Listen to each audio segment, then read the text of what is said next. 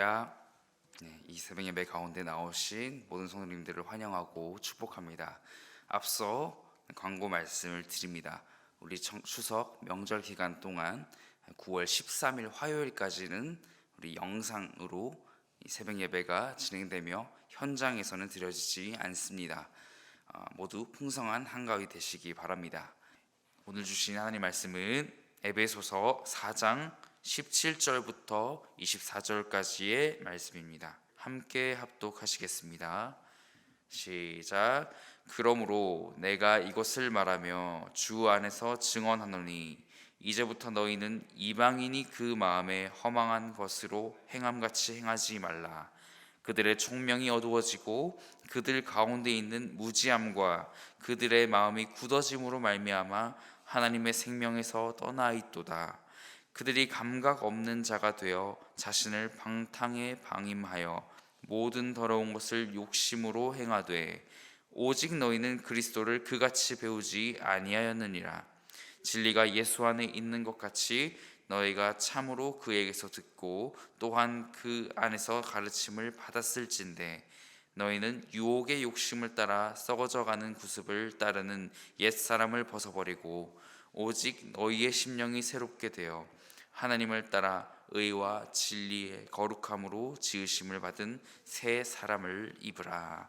아멘. 오늘 에베소서 본문 말씀은 바울이 새 사람이라는 표현을 사용함으로써 우리 하나님이 빛이 되시는 분이라는 것을 묵상하게 됩니다.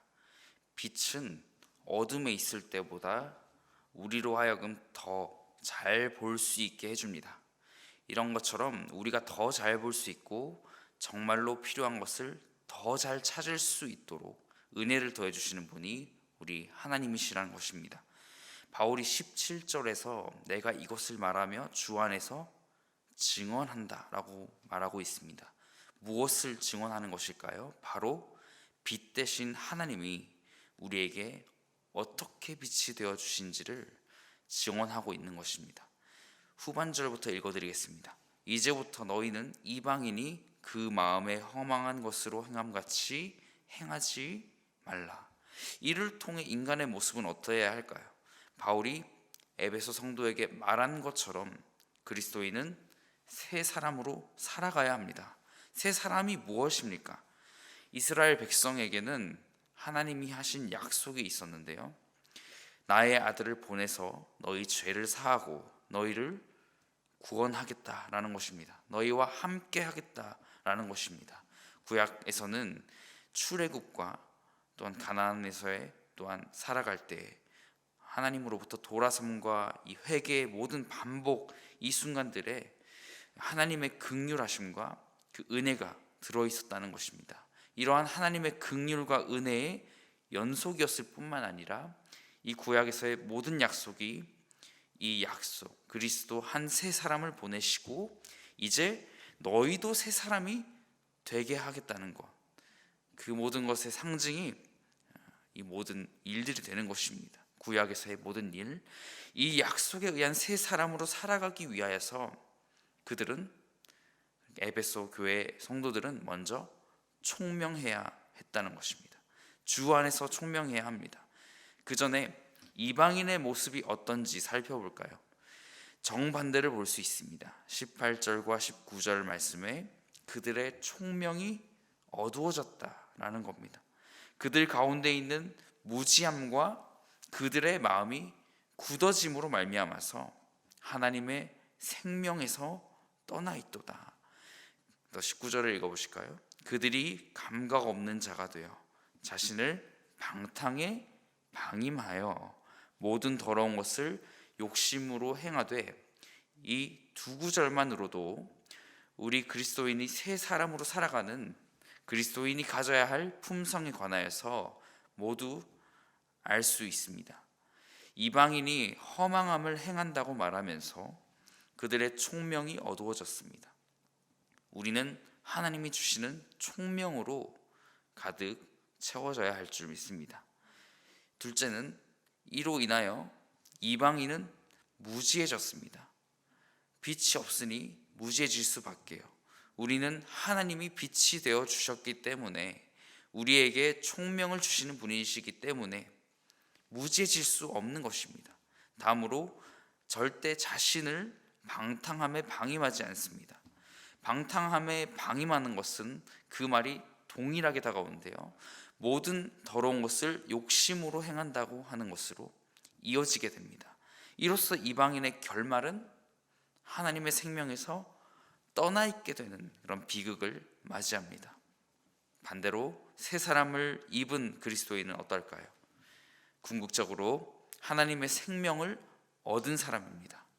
사도 바울은 에베소 성도에게, 그리고 지금 우리에게 반드시 새 사람을 입는 하나님의 약속을 힘입어 나아가 그 말씀대로 살아가는 그리스도인이 되어 살아갈 것을 권면, 아니 명령하고 있습니다. 이방인이 추구하는 것은 무엇일까요? 허망함입니다. 그런데 말씀 묵상을 할수록 저의 옛사람 또한 떠오르면서 이 허망함이란 단어를 가볍게 여길 수 없었습니다. 만만하게만 여길 수 없었습니다. 시기 어린 분노나 유익을 좇는 이기심이나 그 외에도 마음으로 짓는 여러 가지의 죄악을 보면서, 죄악된 저의 모습을 보면서 저는 이 허망함을 추구할 수 있는 가능성이 언제나 열려있는 죄인이라는 사실, 그러한 결론이 나오는 겁니다.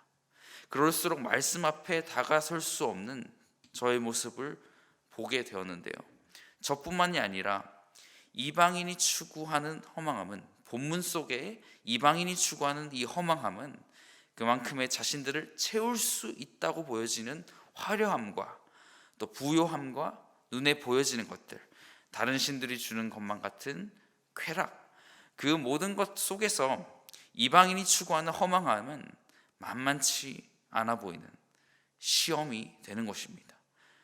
너무 눈에 잘 보이는 거예요.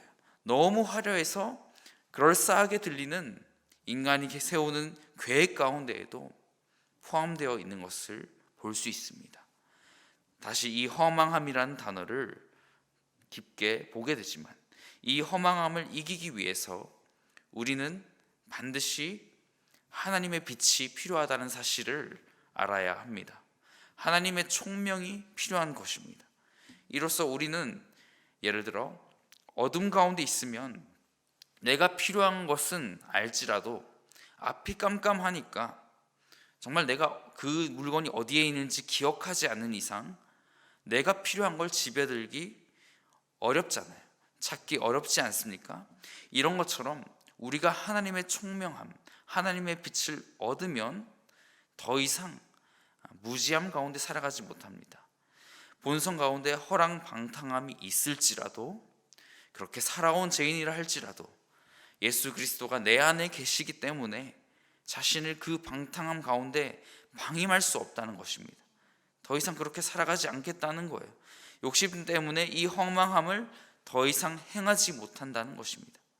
바울은 그 가운데에도, 방탕 가운데 자신을 방임하는 어떤 사람에게, 모두가 그렇진 않았겠지만 에베소 교회 전 성도에게 보내는 이 편지를 그 사람을 위해서 쓰고 있지 않았을까요?